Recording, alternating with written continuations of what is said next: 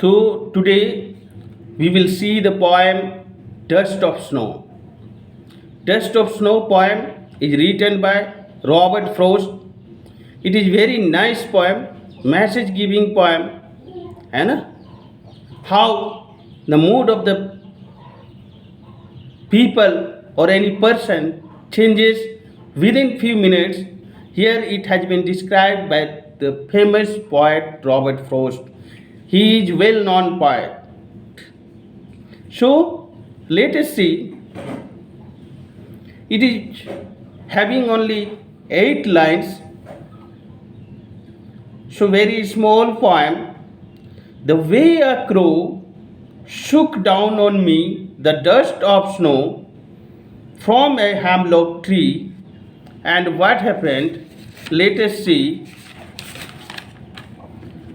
has given my heart a change of mood and saved some part of a day I had chewed. So see what happened at that moment when the poet is describing, जब इस poem को वो describe कर रहे, वो लिख रहे हैं, देखो इसमें बहुत बड़ा मीनिंग है. क्या वो बताना चाह रहे हैं? वो बताना चाह रहे हैं कि वो जो स्थिति थी, है ना, here a hemlock tree has been described which is poisonous tree, है ना. इसको हम लोग धतूरा का पौधा को हम लोग पॉइजनस मानते हैं, है ना. हमारा समाज धतूरा को जहरीला पेड़ भी कहता है. ठीक है.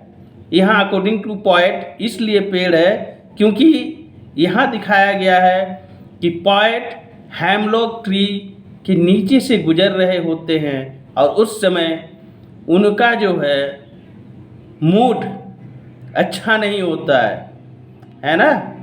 उनका मूड अच्छा नहीं होता है, वो टेंशन में होते हैं. And that time what happened, जब उस पेड़ के नीचे से वो गुजर रहे होते हैं, suddenly what did he notice, वो नोटिस करते हैं कि उनके शरीर में एक बूंद क्या गिरता है ना. Dust of snow, that means एक बूंद आइस, या आप कहो सुबह सुबह विंटर सीजन में, है ना, ठंड के मौसम में, शीत ऋतु में क्या होता है, हम लोग सुबह सुबह देखते हैं कि पेड़ पौधों के पत्तों में क्या होता है, शीत होते हैं, है ना. और शीत होते हैं वो क्या होता है, जैसे जैसे धूप निकलता है वो ज़मीन की ओर गिरते हैं, इवापोरेट होते हैं.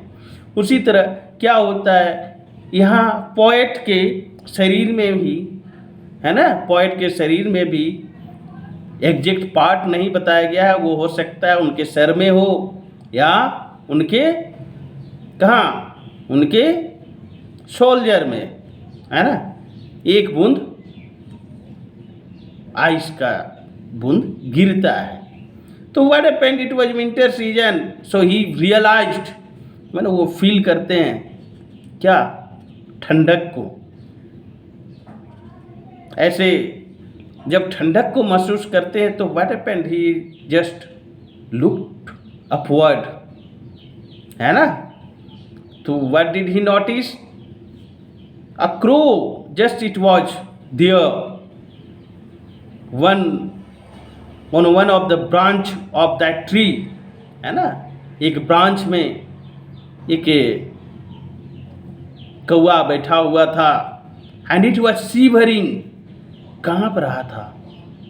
तो हम लोग काँपते कब हैं, see it is explaining the season also, that was winter season, है ना. तो वो काँप रहा था दैट टाइम.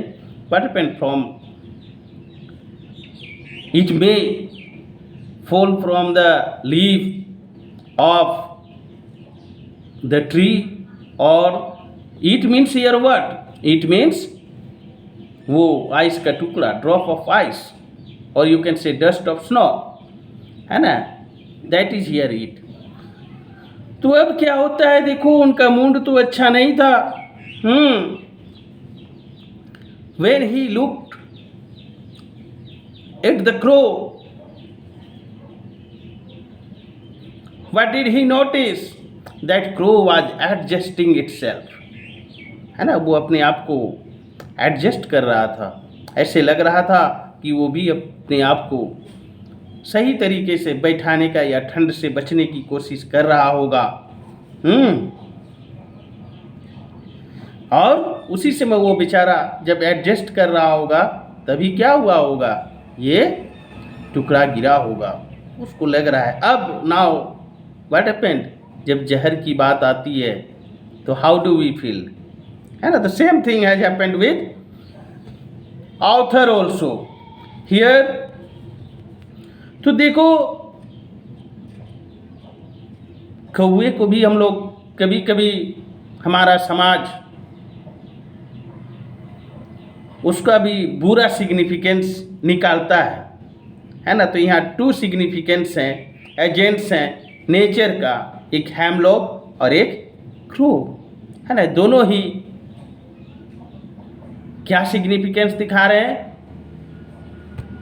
ये उनको बुरा सिग्निफिकेंस दिखा रहे हैं। तो बुरा सिग्निफिकेंस तो उनको टेंशन हो गया है कि भाई क्या गिर गया, उनके शरीर में हैमलॉक ट्री से जो पॉइजनस ट्री है उसके पेड़ से एक बूंद आइस या कहो आइस जो लिक्विड बन गया वो गिर गया। वो टेंशन में है कि what will happen.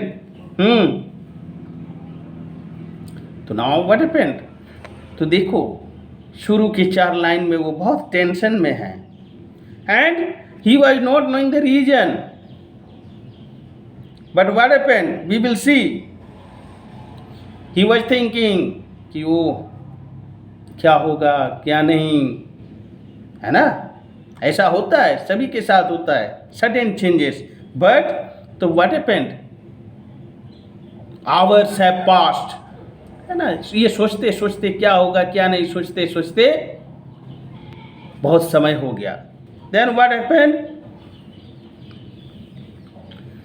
What happened slowly, तो क्या होता है जब लेट होती है धीरे धीरे हम लोग जो भी घटना घटता है उसको भूलते हैं या नए थॉट हमारे मन में आता है। तो सेम थिंग हैज हैपेंड, जब बहुत देर तक कुछ नहीं होती है suddenly his mood has changed and तो देखो जो उदासी थी और कुछ नहीं होता है, पहले से ही बेचारे उदास थे, है ना। और ये हैमलॉक ट्री से जो बूंद गिरा उससे भी जब कुछ नहीं हुआ तो बहुत देर के बाद कुछ भी नहीं हुआ तो पॉजिटिविटी उनके मन में आने लगा। पॉजिटिविटी मतलब जो सैडनेस थी वो धीरे धीरे दूर होने लगी। और देखो हमने पहले ही बताया कि क्रो और हैमलॉक ट्री हम लोग उसको नेगेटिविटी के लिए जानते हैं, है ना। लेकिन here the poet has shown or described both the things very beautifully. Both things means here things I am saying here to the tree and crow. Crow is not thing and but I am saying here, है ना। लेकिन यहाँ poet ऐसे दर्शा रहे हैं कि उससे भी अच्छाई होती है। जैसे कहते हैं कि कभी कभी क्या होता है हम लोग किसी चीज़ को बहुत बुरा मानते हैं लेकिन कभी कभी वो भी अच्छा हो जाता है। Just same thing has happened with the poet. क्यों? क्योंकि पहले से दुखी थे, है ना। लेकिन जैसे ये गिरता है कुछ देर होती है कुछ भी नहीं होता है तो उनके मन में खुशियाँ आती हैं, है ना। क्यों खुशी होती है कि अभी तक कुछ नहीं हुआ, है ना। तो उनका मानना है इस पोएम में वो बताना चाहते हैं हमको कि क्या हम लोग को ऐसी ग्रांट नहीं दे देना चाहिए, किसी को मोहर नहीं लगा देना चाहिए कि ये हमेशा अशुभ ही होता है, अच्छा नहीं होता है ना। कभी कभी अच्छा भी होता है, ठीक है, अकॉर्डिंग टू द पोएट।